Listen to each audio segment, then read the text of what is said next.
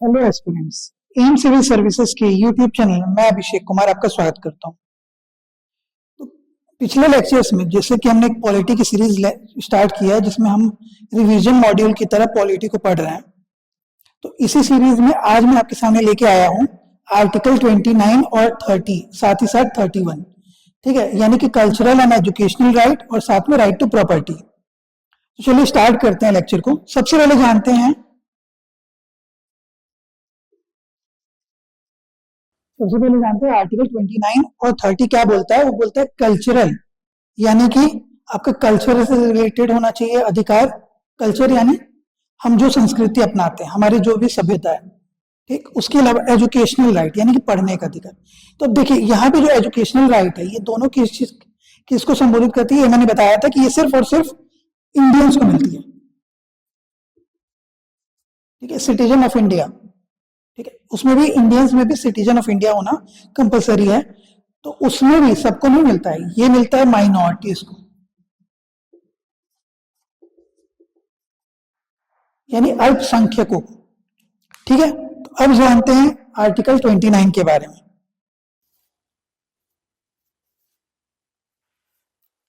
देखिए, हम जब राइट टू माइनॉरिटीज यानी अल्पसंख्यकों के अधिकारों की बात करते हैं, तो अल्पसंख्यक जब ऊपर जब आप टॉपिक पढ़ेंगे, ठीक है, हेडिंग पढ़ेंगे आर्टिकल 29 का, तो वहां लिखा हुआ है राइट टू माइनॉरिटीज। ठीक है, पर जब हम उसके अंदर के वर्ड्स पढ़ते हैं तो कहीं पे माइनॉरिटी शब्द अलग से मेंशन नहीं होता है। ठीक है, अलग से नहीं दिया हुआ है कि अल्पसंख्यक क्या होते हैं। तो उसको हम डिफाइन कैसे करते हैं, यानी उसकी परिभाषा कहां से आती है, तो क्लॉज 1 से आती है, जिसमें बोला जाता है, तीन चीजें याद रखिएगा: कल्चरल, लैंग्वेज और रिलीजन, सॉरी स्क्रिप्ट। ठीक है, CLS किसी भी टाइम में आप कह सकते हैं, CLS कर सकते हैं, SLC कर सकते हैं, जैसे आपको मन करे। LCS कर सकते हैं, यानी कि लैंग्वेज, स्क्रिप्ट, और यहां पे होगा आपका कल्चर। देखिए, पहला क्लॉज बोलता है कि हम किसको बचा रहे हैं, हम बचा रहे हैं लिंग्विस्टिक को यानी लैंग्वेज को, हम बचा रहे हैं स्क्रिप्ट को या कल्चर को। तो इसके बेसिस पे हम डिराइव कर सकते हैं, या हम इससे क्या निकाल सकते हैं, इससे निकाला जा सकता है दो चीजें, यानी कि लिंग्विस्टिक माइनॉरिटीज होता है और दूसरा रिलीजियस माइनॉरिटीज होता है। ठीक है, दो चीजें लिखी हुई है, या तो लिंग्विस्टिक माइनॉरिटीज होगा या रिलीजियस माइनॉरिटीज। लेकिन अब देखिए यहाँ पे कहीं माइनॉरिटीज टर्म नहीं दिया, तो इससे हमने डिराइव किया कि वैसे ग्रुप। ठीक है, अब इसका मतलब क्या है, लैंग्वेज बोलने का मतलब है कि कोई अकेले आप कल को बोले कि मैं अपना एक लैंग्वेज बोलता हूँ, या मेरा और मेरा एक भाई या मेरा एक दोस्त, सिर्फ ये दो लोग हम लोग हैं जो ये लैंग्वेज बोलते हैं। ठीक है, इसके बारे में हमको स्क्रिप्ट भी पता है, लिखते भी हैं। तो इसका क्या मतलब है, या फिर हमारा ये कल्चर सिर्फ हम दोनों ही फॉलो करते हैं। ठीक है, ऐसा कल्ट है जो सिर्फ दो ही लोग फॉलो करते हैं। तो क्या इसको हम भारतीय सरकार माइनॉरिटीज ग्रुप में रखेगी? नहीं, नहीं रखेगी। उसके लिए रूल होता है कि कुछ ग्रुप में कई सालों से बोलते हुए ऐसी बोली होनी चाहिए जो कई सालों से बोली जा रही हो, कई पीढ़ियों से बोली जा रही हो, उसका स्क्रिप्ट हो या डायलेक्ट हो। ठीक है, उसके अलावा अगर हम रिलीजियस देख रहे हैं तो रिलीजन को भी लंबा समय हो गया हो और बहुत से लोग उसको फॉलो करते हो। ठीक है, ओवरऑल कुछ एक सर्टेन अमाउंट, एक कुछ लिखित नंबर होना कंपलसरी है कि इतने नंबर होना ही चाहिए, तब जाके हम कहेंगे इस ग्रुप को एज ए माइनॉरिटीज। तो ये किसका राइट हो गया, ग्रुप राइट। ठीक है, इंडिविजुअल का नहीं है। लेकिन दूसरा क्लॉज क्या बोलता है, क्लॉज 2 बोलता है कि आपको किसी भी एजुकेशनल इंस्टीट्यूट में, यानी आप किसी स्कूल में जाते हैं, ठीक है, एडमिशन लेने, या किसी कॉलेज में जाते हैं, तो आपको आपके रिलीजन के बेसिस पे, आपके माइनॉरिटीज बेसिस पे डिस्क्रिमिनेट नहीं किया जाएगा। ठीक है, only on the grounds of R2। ठीक है, यानी कि रिलीजन और रेस, इसके साथ कास्ट, और साथ में language and any other form. ठीक है, तो किस किस बेसिस पे होता है, रिलीजन यानी R2, मतलब religion and race plus language plus इसके बेसिस पे आपके साथ डिस्क्रिमिनेशन नहीं किया जा सकता है इन एजुकेशनल इंस्टीट्यूशन।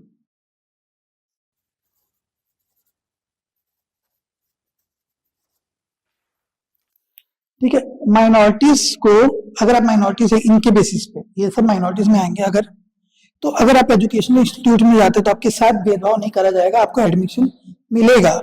लेकिन कहाँ मिलेगा? प्राइवेट में नहीं मिलेगा, ऐसी जगह पे मिलेगा या तो वो स्टेट के द्वारा ओन की जाती हो और मेंटेन की जाती हो, या फिर वो फंडेड हो स्टेट के द्वारा, यानी कि गवर्नमेंट फंडेड स्कूल्स या गवर्नमेंट स्कूल्स या कॉलेजेस। ठीक है, वैसी जगह पे आपको रोका नहीं जा सकता। प्राइवेट के लिए ये रूल नहीं है, प्राइवेट में आप फंडामेंटल राइट का वायलेशन नहीं बोल सकते, लीगल राइट का वायलेशन होता है अगर आपको कोई रोक रहा है तो, लेकिन फंडामेंटल राइट का वायलेशन नहीं होगा। ये था हमारा आर्टिकल 29।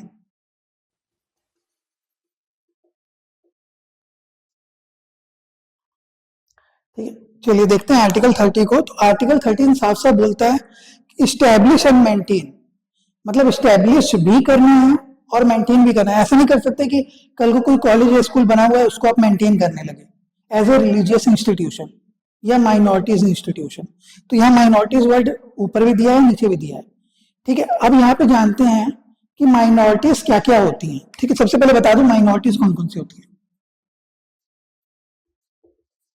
जो अभी मेंशन है हमारे कॉन्स्टिट्यूशन के हिसाब से, मतलब हमारे पार्लियामेंट के हिसाब से जो हमने दिया हुआ है जिनको स्टेटस एज अ माइनॉरिटीज, तो ये है दिया हुआ है। अब इसमें ज्यूस वगैरह नहीं है ना, ज्यूस वगैरह हो गया या कुछ और, लेकिन इसमें एक चीज और मेंशन है कि हिंदूज भी माइनॉरिटीज हो सकते हैं अगर हिंदूज किसी जगह पे लेस नंबर में पाए जाते हैं।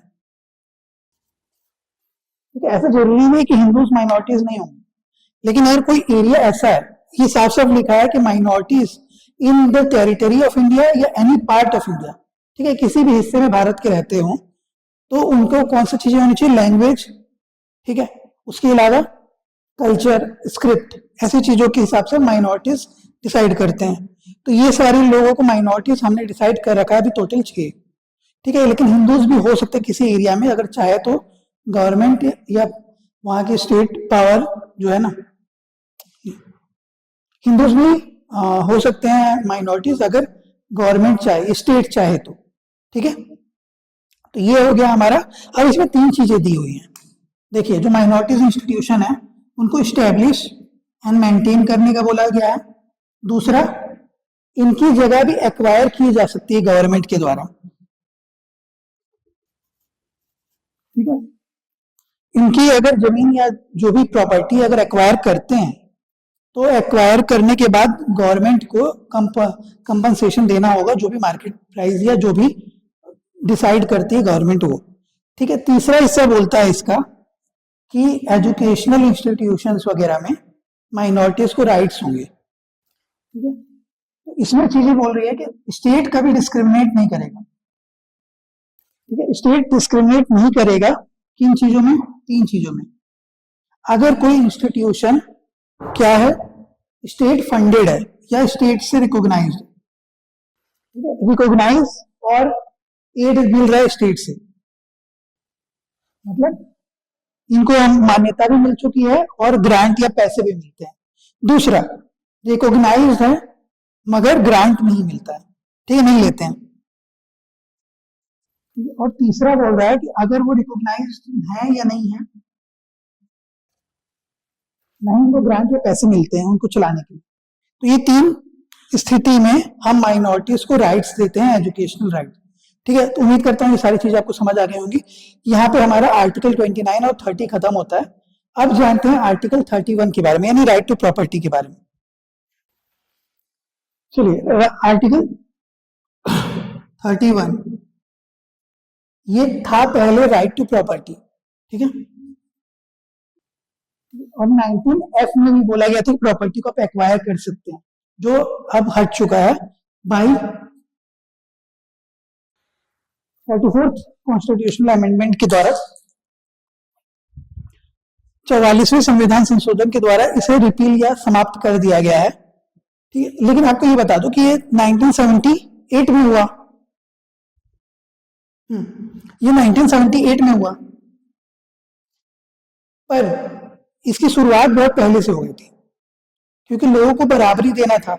हमारा जो डीपीएसपी है उसमें दिया हुआ है कि लोगों को बराबर रखना है, लोग की बराबरी करवानी है। ठीक है, मतलब हर कोई इक्वालिटी लाए, तभी प्रॉस्पेरिटी बढ़ेगा, लोगों के बीच में भाईचारा बढ़ेगा, बंधुत्व बढ़ेगा। जब लोग समान होंगे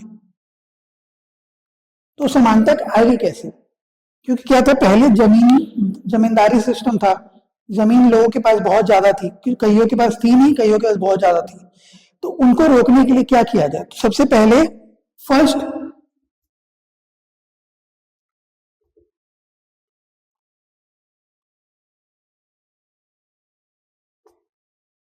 पहला संविधान संशोधन हुआ, इसके माध्यम से 9th शेड्यूल लाया गया और बोला गया कि अब इसके अंदर जो भी आइटम होगा, जो भी सामान, जो भी लॉ हम इसके अंदर लिख देंगे, इस सूची के अंदर, मतलब 9वीं अनुसूची में जो भी चीजें लिखी होंगी या लिखी जाएंगी हमारे द्वारा, वो क्या हो जाएंगी? जुडिशियल रिव्यू से बाहर, यानी न्यायिक समीक्षा के बाहर हो जाएंगी।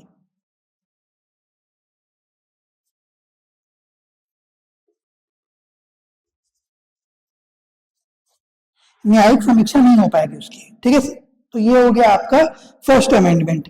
ठीक है, ये 1951 के टाइम से स्टार्ट हो चुका था। 1951 जब पहली गवर्नमेंट थी तो उनको लगा कि भाई बराबरी लाना तो कैसे लाएंगे, क्योंकि अगर राइट टू प्रॉपर्टी अधिकार है आपका फंडामेंटल राइट, तो अगर आप उसको लेते हैं तो फिर क्या होगा कि वो फंडामेंटल राइट्स का वायलेशन या हनन होने के कारण वो सुप्रीम कोर्ट जा सकता है और आपका जो लॉ बना है वो क्या हो जाएगा? डिक्लेयर कर दिया जाएगा नल एंड वॉइड, या खत्म कर दिया जाएगा।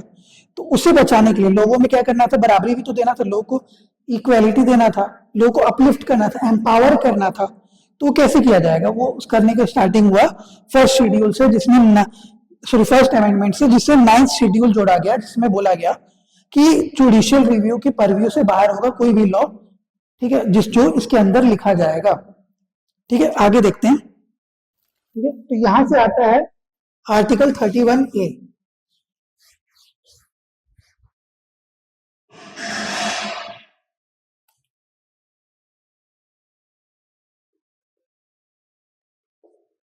ठीक है, 31A बोलता है कि 3 चीजों में, लैंड में, कंपनीज में, ठीक है, भूमि में, कंपनीज में या कॉरपोरेशंस में, और माइनिंग में, 3 चीजें याद रखिएगा, LCM, ये तीनों से याद रख सकते हैं आप। ठीक है, यानी लैंड, कंपनी या कॉरपोरेशन या माइंस। ठीक है, इन तीनों चीजों को परव्यू में लाया गया और बोला गया, ठीक है, कि इसके अंदर 2 चीजें बोलेगी, 1 2 1 2। ठीक है, एक्विजिशन एंड मैनेजमेंट। ठीक है, एक्वायर करना, उसको मैनेज करना, ये गवर्नमेंट कर सकती है, क्योंकि लोगों के बीच में सामंजस्य बैठाना है। तो उस केस में आर्टिकल 14 यानी आर्टिकल 14 और आर्टिकल 19 का हनन नहीं कहा जाएगा। ठीक है, दूसरा, कंपनीज को क्या कर सकते हैं? एमलगमेट, यानी कि जोड़ा जा सकता है, मर्जर जिसको बोलते हैं। और दूसरा बोलते हैं एमलगमेशन के साथ साथ एक्सटिंग्विश या मॉडिफाई, मतलब चेंज करना उसको। चेंज भी 2 तरीके से, या तो उसको खत्म कर देना, समाप्त कर देना, एंड करना, या मॉडिफाई करना। ठीक है, और माइंस में कोई भी चीज जो जमीन के अंदर से निकल रही है, खासकर माइंस के थ्रू, वो गवर्नमेंट एक्वायर कर सकती है, ये कहा गया LCM के थ्रू 31A में। यानी माइनिंग लीज जो मिल रहा है उसमें भी ये चीजें कर सकते हैं, एंड या मॉडिफाई। ठीक है, ठीक है, तो ये था आर्टिकल 31A। बस इतना ही बोला जा रहा है कि अगर ये चीजें हो रही हैं तो उस केस में हम आर्टिकल 14 और आर्टिकल 19, किसका? आर्टिकल 14 एंड 19 1F जो था 19, ठीक है, 19F का 1F का वो पार्ट नहीं रिपील होगा, या उसके थ्रू आप नहीं जा सकते हैं सुप्रीम कोर्ट। ये कहना था आर्टिकल 31A का। अब जानते हैं 31B और 31C। ठीक है, जो मैंने बताया थोड़ी देर पहले, जुडिशियल रिव्यू के परव्यू से बाहर होगा। जो फर्स्ट अमेंडमेंट हुआ था 1951 में, उसमें 9वीं अनुसूची जोड़ी गई थी, तो उसी समय में पहले ही में 31 बी भी जोड़ा गया, ठीक है, फर्स्ट अमेंडमेंट के थ्रू 31 बी जोड़ा गया, जिसमें बोला गया कि जुडिशियल रिव्यू के पर्व्यू से बाहर है, इसीलिए फंडामेंटल राइट्स का वायलेशन नहीं होगा जब प्रॉपर्टी को हम सीज कर सकते हैं, ठीक है। इसके बाद आता है 31C। 31C में बोला गया कि अगर DPSP यानी आर्टिकल 39, ठीक है, article 39B and article 39C इसको इंप्लीमेंट करवाना है, ठीक है, अगर इसको लाना है, लागू करना है, तो उस केस में अगर हम कुछ चीजें कर रहे हैं, किसी से छीन रहे हैं, लैंड सीलिंग कर रहे हैं, ठीक है, यानी कि हम जमीन पे कुछ रोक लगा रहे हैं, किसी से ज्यादा आप जमीन नहीं रख सकते हैं, तो लैंड सीलिंग बता देता हूँ। तो 39B और 39C आगे मैं बताऊंगा जब DPSP बताऊंगा, तो इसके माध्यम से इसको बचाव करने के लिए जब हम कोई भी लॉ लाएंगे तो वो आर्टिकल 14 एंड 19 का वायोलेशन नहीं होगा, ठीक है, इसको वायोलेशन नहीं कहेंगे। ये था हमारा आर्टिकल 31 के बारे में, क्लॉज 31A, B और C, ठीक है। इससे ज्यादा आपसे क्वेश्चंस बहुत कम पूछे जाते हैं प्रीलिम्स में। वैसे तो 31A, B, C का आज के टाइम में उतना अर्जेंसी नहीं रहा, क्योंकि 44th अमेंडमेंट के बाद इसे समाप्ति कर दिया गया था, ठीक है। चलिए अब इसके बाद एक लैंड सीलिंग का कॉन्सेप्ट बता देता हूं मैं आपको। देखिए लैंड सीलिंग हुआ, इसका मतलब होता है कि किसी चीज पे रोक लगाना, मतलब इससे ज्यादा आप नहीं रख सकते, किसी चीज को सील कर देना। मतलब छत होती है, छत को अगर बना दिया जाता है, इसका मतलब इससे ज्यादा आप उस रूम को आगे नहीं बढ़ा सकते हैं। अब एक नया रूम उसके ऊपर बन सकता है, लेकिन उस रूम को आप बढ़ा नहीं सकते ना, फिर तोड़ना पड़ेगा उसको। तो सीलिंग यानी कि एक कैप, मतलब एक रुकावट। तो सीलिंग यानी कि जमीन रखने का आपके पास एक पावर दे दिया गया कि इससे ज्यादा जमीन, मान लेते हैं X रेशियो है, इससे ज्यादा अगर आप लैंड एक्वायर करते हैं तो सरकार आपसे लैंड ले सकती है। तो एग्जांपल लेते हैं कि किसी सरकार ने बोला कि 70 एकड़ से ज्यादा कोई इंसान अपने पास जमीन नहीं रख सकता, एक इंसान। एग्जांपल लेते हैं 70 एकर्स, ठीक है। पर मान लेते हैं कि कोई बहुत बड़ा पूंजीपति था, कोई बहुत जमींदार बहुत बड़ा था, उसके पास ए नाम का, उसके पास 100 एकड़ जमीन थी,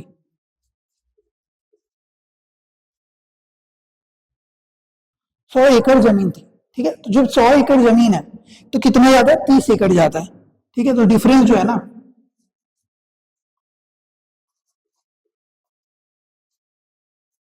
थर्टी एकड़ विदाउट गिविंग एनी कंपनसेशन, बिना कोई कंपनसेशन दिए गवर्नमेंट क्या कर सकती है, उस 30 एकड़ को एक्वायर करके डिस्ट्रीब्यूट कर सकती है उनके बीच में जिनके पास जमीन की जरूरत है। जैसे कि किसानों को दे सकती है, या मान लेते हैं किसी जगह पे स्कूल बनवाना उसके लिए दे सकती है, या कोई और फंक्शन के लिए कर सकती है जो गवर्नमेंट को सही लगे, ठीक है। लेकिन अब अगर मान लेते हैं इसने 70 ही, इसके 30 गए, अब 70 बचा, लेकिन अगर 70 एकड़ में से भी अगर सरकार कभी कुछ और डेवलपमेंट के लिए जमीन मांगेगी तब उसको कंपनसेशन देना पड़ेगा। यानी कि अगर 70 में से मान लेते हैं -10 होता है, तो इस 10 का कंपनसेशन गवर्नमेंट देगी। ये था लैंड सीलिंग का कॉन्सेप्ट, ठीक है, कि एक सील लगा दिया कि इससे ज्यादा आप नहीं रख सकते, अगर उससे ज्यादा है तो सरकार आपसे छीन लेगी बिना कुछ उसके बदले में पैसे दिए। हाँ, लेकिन अगर आपके पास उतना ही है जितना सरकार ने कहा है, तो उसमें से अगर सरकार को जरूरत पड़ी और वो लेना चाहे तो उसके लिए आपको सरकार पैसे देगी, ठीक है, या जो भी उसके बदले में कंपनसेशन होता है वो देगी। मान लेते हैं कि जमीन ले रही है, जमीन के बदले जमीन दे सकती है, जमीन के बदले पैसे दे सकती है। तो ये हो गया कॉन्सेप्ट लैंड सीलिंग का। इसी के साथ हमारा आज का लेक्चर यही एंड होता है। इसी के साथ हमारा ये लेक्चर अभी एंड होता है। अगले लेक्चर में हम देखेंगे आर्टिकल 32, फिर एक्सेप्शंस 33, 34 और 35, ठीक है। तो उम्मीद करता हूं आपको ये लेक्चर अच्छा लगा होगा, समझ आया होगा। अगर अभी भी कोई डाउट है तो आप हमसे डायरेक्टली 1-to-1 इंटरेक्शन के थ्रू मिल सकते हैं। हमारे ऑफिस टाइमिंग है सुबह 10 बजे से शाम 7 बजे तक। तो जब भी आपको कोई डाउट है तो इस बीच में आप दिए हुए नंबरों पे मुझे कांटेक्ट कर सकते हैं। इसके अलावा जो हमारी टीम है वो अगर आपको मेंटरशिप चाहिए तो वो भी प्रोवाइड करती है। इसके साथ ही अगर आपको मुझसे 1-to-1 इंटरेक्शन करना लाइव में, तो आप दिए गए एड्रेस पे आके मुझसे मिल सकते हैं। तो जितनी भी हेल्प हो सकती है हम जरूर आपकी करेंगे। और साथ ही साथ आपको यही बताता चलूं कि आने वाले समय में अगर आप CGPSC देके as a civil servant Chhattisgarh को सर्व करना चाहते हैं, या UPSC देके यूनियन पब्लिक सर्विस के थ्रू IAS IPS बनना चाहते हैं, या और इंडिया को सर्व करना चाहते हैं, ठीक है, सर्विस प्रोवाइड करनी चाहते हैं, तो उसके लिए अगर आपको पाथ चाहिए, आपको मेंटरशिप चाहिए, आपको कोचिंग चाहिए, तो हमारे साथ जुड़ सकते हैं। हम आपको 12 से 13 मंथ का एक इंटीग्रेटेड कोर्स देंगे जिसमें प्रीलिम्स मेंस दोनों कवर होगा, पूरा full depth analysis, in depth analysis के साथ। साथ ही साथ अगर आप प्रीलिम्स और मेंस क्रैक करने के बाद इंटरव्यू तक पहुंचते हैं तो इंटरव्यू की भी ट्रेनिंग हम आपको करवाएंगे, ठीक है। अगर आप हमसे जुड़ना चाहते हैं तो हमारे नए बैचेस स्टार्ट हो रहे हैं 17 फरवरी से UPSC एंड CGPSC के, और उसी का दूसरा बैच स्टार्ट होगा अप्रैल 2 से। 2 अप्रैल से आप आ सकते हैं हमारे साथ।